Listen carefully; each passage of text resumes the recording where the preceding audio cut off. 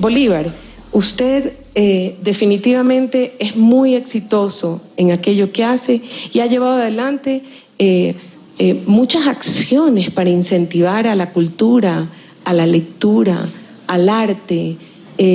Cuénteme un poco de su trabajo. Es un trabajo de territorio, es un trabajo desde abajo, es un trabajo directamente con la comunidad. Porque a veces estamos esperando que de arriba nos caiga la lluvia de oro, el maná del cielo, y abajo nos estamos muriendo de hambre.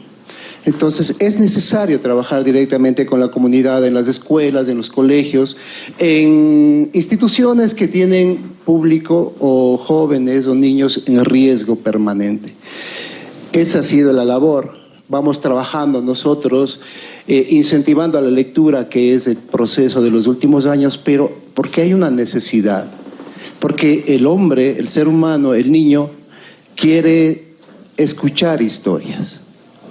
Yo les quiero hacer una pregunta. Cuando fueron, quiero que se acuerden preescolar, van a jardín de infantes, preescolar, o primero de básica, como se llama ahora. ¿Qué querían hacer cuando entraron a la escuela? Aparte de llorar, si algunos lloraron y no querían quedarse. ¿Qué? Jugar, ¿qué más? Leer, yo quería leer como mis hermanos mayores. ¿Quería leer? ¿Qué más? Diga un poco más alto. A los jóvenes, ¿qué querían hacer cuando entraron al colegio? Escribir, dijo una de ellas, porque le leí los labios. Escribir. Escuchar.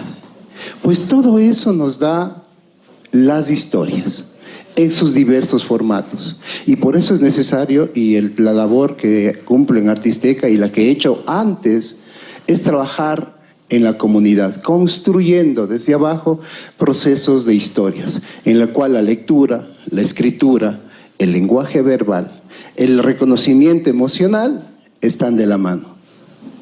Eso es lo que hago yo ahora también en Artisteca, eso es lo que hago yo también en mi vida personal. Cuento historias todo el tiempo, porque necesitamos contar historias. Si usted no está contando una historia y está haciendo un TikTok, no está contando una historia, está contando un pedacito de historia, está contando un hielo del gran iceberg que es la historia, las historias. Y ahí está el proceso.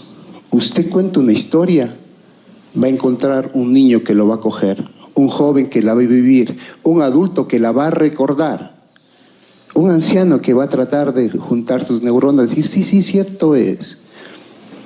Y de pronto un niño va a garabatear, un joven va a hacer un meme o escribir en una pared o un dibujo. Un anciano dijo, en mis épocas así era.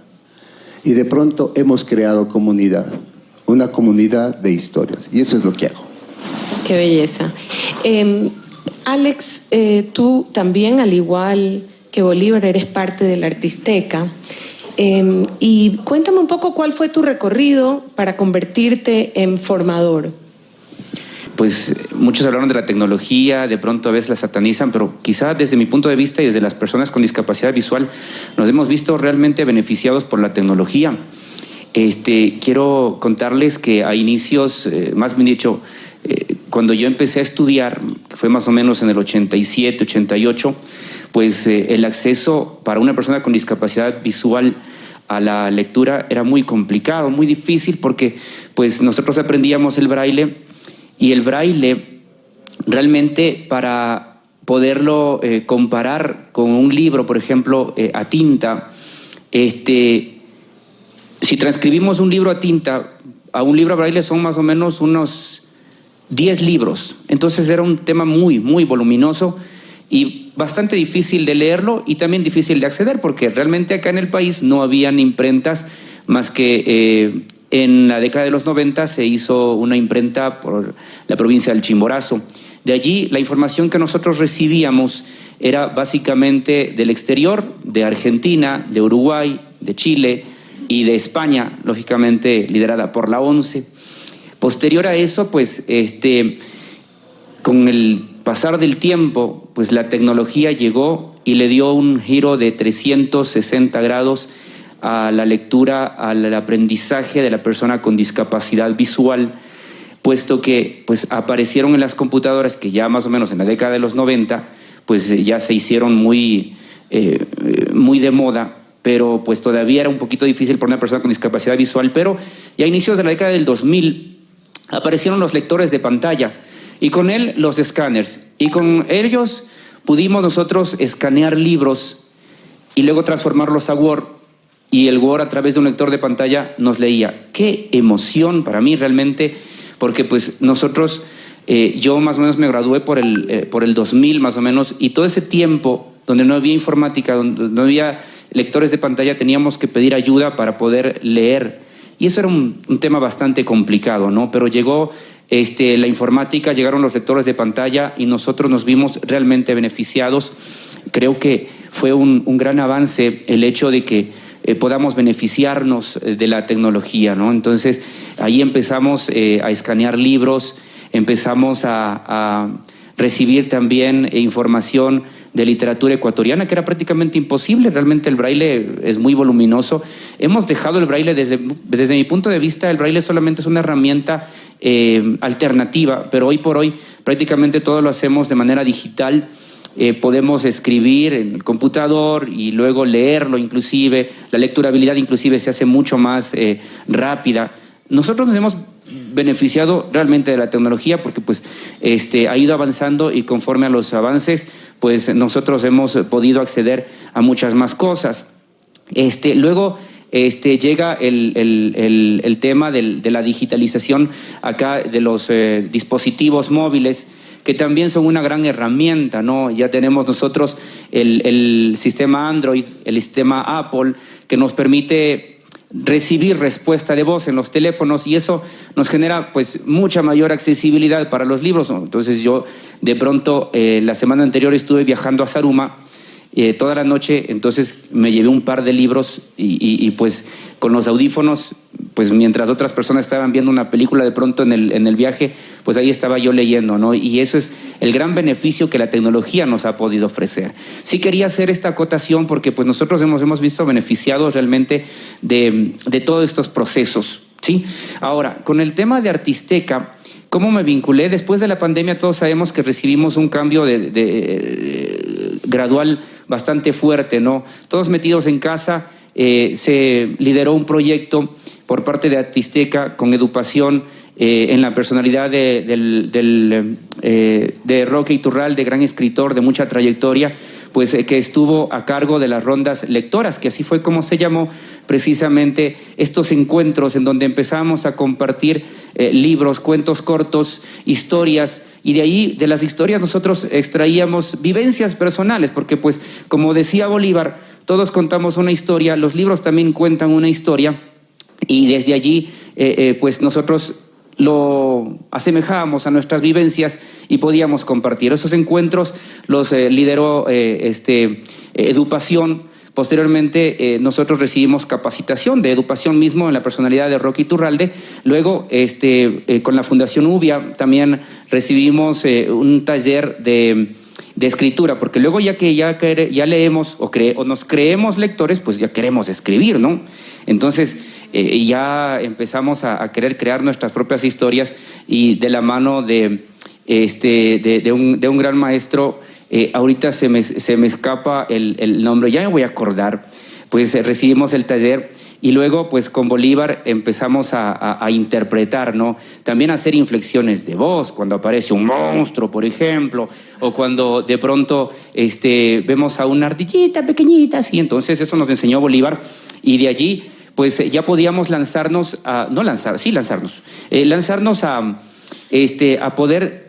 querer tratar de dirigir una ronda lectora ya con un público que de pronto es un tantito distinto al nuestro, ¿no? Empezamos de la mano de Ana Montero con las rondas lectoras con Dunamis, la Fundación Dunamis y la Fundación Alas de Colibrí. Y allí pues hicimos una bonita dupla, porque de pronto yo leía desde mi computador, leímos parte del Principito inclusive con Ana, y Ana nos pasaba, mientras yo iba leyendo, ella pasaba los dibujos. Entonces los muchachos veían el dibujo, escuchaban la lectura interpretativa, y pues se interesaron más. A tal punto que pues nosotros, tanto ellos como nosotros, o ellas como nosotros, porque el público al cual nos dirigíamos son jóvenes que han tenido problemas, chicas que han tenido inclusive problemas de trata de blancas, que era un poquito difícil llegar a ellas porque pues ellas de pronto tenían otra forma de ver la vida y nosotros otra, pero pues al momento de contar historias en común, historias que nos han pasado, pues logramos llegar a empatizar, a tal punto que pues los días que nos tocaba rondas lectoras, pues creo que nos extrañábamos, ¿no? Nos extrañábamos, ellas nos extrañaban, nosotros las extrañábamos, y a través de la tecnología, como siempre la tecnología, ¿no es cierto? El Zoom, pues nos permitía unirnos, y de allí compartíamos pues las lecturas, compartíamos historias, comentábamos, y eso nos generaba tanto una gran satisfacción de parte de nosotros que pudimos llegar a este público un poquito complicado, pero ellas también de poder recibir información que de pronto se les fue negada, ¿no? Eso fue mi paso por el tema de las rondas lectoras. Con Dunamis finalizamos las rondas lectoras la semana anterior. Con Alas de Colibrí todavía vamos a seguir mucho tiempo y esperamos pues vincularnos a otros grupos objetivos, ¿no? Qué bueno. Lo que nos ha dicho Alex de alguna manera ejemplifica lo que hablábamos en la mesa anterior. ¿Qué diferencia entre que nos obliguen a leer un libro y que sea castigo y que sea feo leer, a que nos enseñen a amar leer? Entonces nos vamos con la Moca Barea. Gracias, Moni, por haberme invitado. Gracias a ustedes por estar aquí. Yo siempre les digo a mis alumnos que todo lector es un potencial escritor. Yo creo que sea la escritura o el cuento narrado verbalmente, lo importante es poner en palabras, es poder poner en palabras eso que sentimos, eso que vemos, eso que detestamos, eso que nos da asco, que nos da pena, todo eso. Reunir todos nuestros sentimientos, nuestros afectos, nuestros desafectos. Me gusta muchísimo, muchísimo la experiencia de Bolívar, porque además se parece mucho a lo que nosotros hacemos en los talleres. Yo doy talleres de narrativa personal. ¿Qué es la narrativa personal? Es la autoficción, es contar la propia historia. ¿Por qué empiezo por aquí? Siempre me dicen, ¡ay, qué pena! Es que yo lo que quería era escritura creativa. No está peleada con la escritura creativa, la narrativa personal. Todo lo contrario. ¿Por qué empezamos por ahí? Porque es una historia que la conocemos, es una historia que la sabemos de memoria. Y es una historia a la que además tenemos todo el derecho de darle la vuelta. Y tenemos el derecho de mentir, y el derecho de soñar, y el derecho de hacerle divertida, y el derecho de hacerle trágica, y el derecho de hacerle policial, si nos da la gana de que nuestra historia sea policial. Entonces, todo eso nos permite la escritura. ¿Y cómo llegamos a eso? A través de la lectura.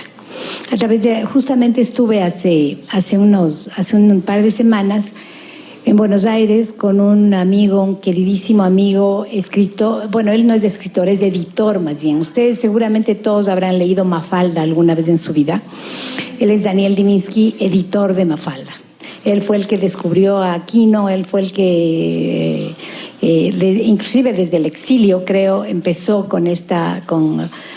Mafalda empezó antes, pero pudo continuar desde el exilio y tal en Ediciones de la Flor, que se llamaba su editorial. Y me dice Daniel Diminsky, che, ¿y vos le lees a tus alumnos?